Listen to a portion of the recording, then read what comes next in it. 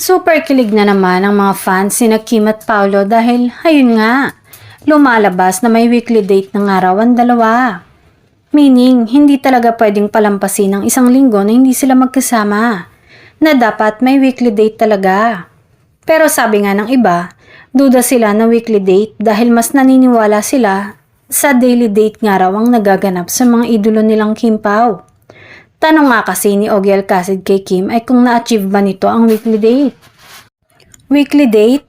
Okay lang, sagot nga ni Kim na tila kilig na kilig. At syempre super tili na naman sa social media mga Kim Pao fans. Pero syempre, puring-puri si Kim ng mga fan dahil sa kabutihan ng kanyang puso. Mas lalong kinikilig ang fans dahil parehong busy sina Kim at Paolo. Pero nagagawan pa rin nila ng oras ang isa't isa, patunay na may effort at priority.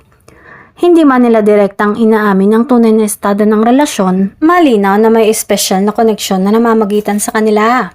Sa ngayon, tahimik pero ramdam ang kilig.